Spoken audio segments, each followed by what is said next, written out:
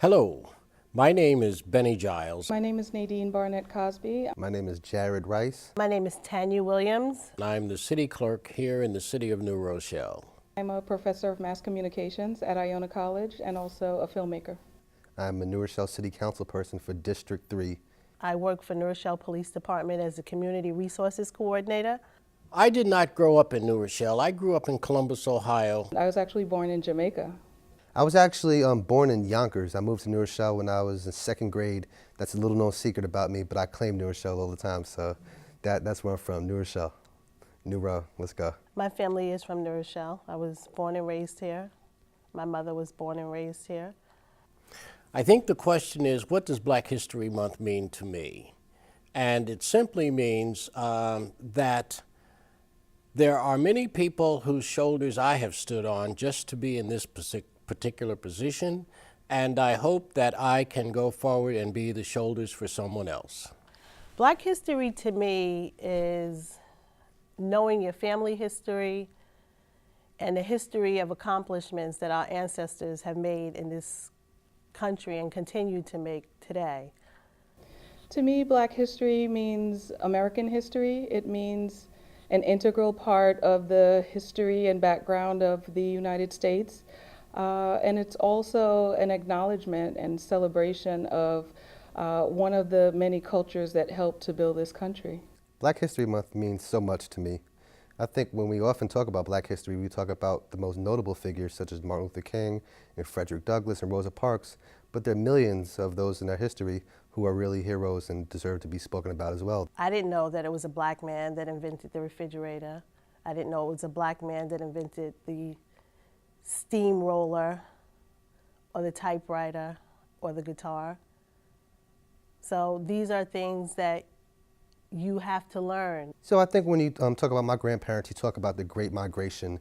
That was a period in this country from approximately 1915 to 1970 where 6 million African Americans migrated from the south to the north. My grandmother on my father's side, she was a sharecropper in Ripley, Tennessee, and she, with no money, little clothes on her back, migrated to Buffalo, New York in the 1940s. And my other grandmother on my mother's side, she migrated from Virginia to Queens, New York in about the 1950s. And it was because of their determination, because they wanted a better life for themselves and for their future progeny, that I was able to actually take advantage of that and get to the position where I am today. I was told once by a person, and I didn't understand it then, that everything I wanted to know or learn was in a book. And I thought it was pretty mean because I was just asking like how you build a house. I was a young person.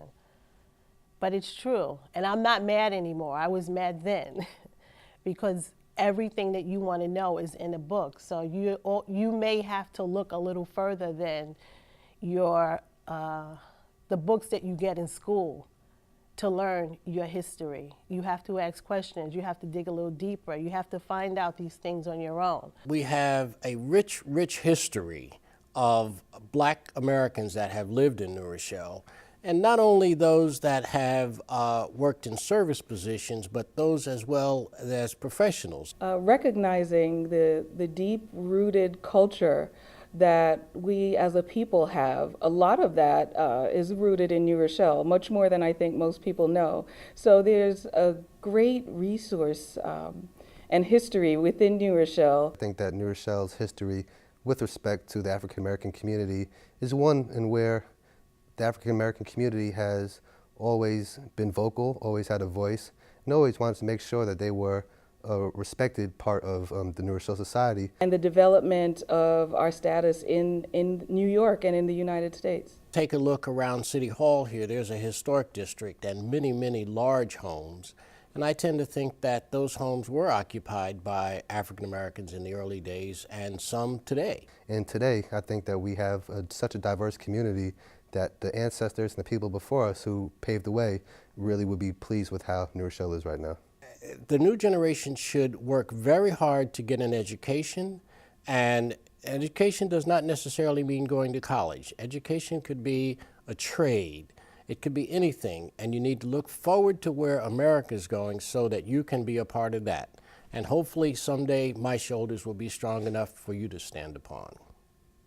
They can achieve and become anything that they want to in life if they work hard and they really want it. If they're hungry, they will be successful. Decide, what it is that interests you, what you're passionate about, whatever it is that you want to do, and go for it.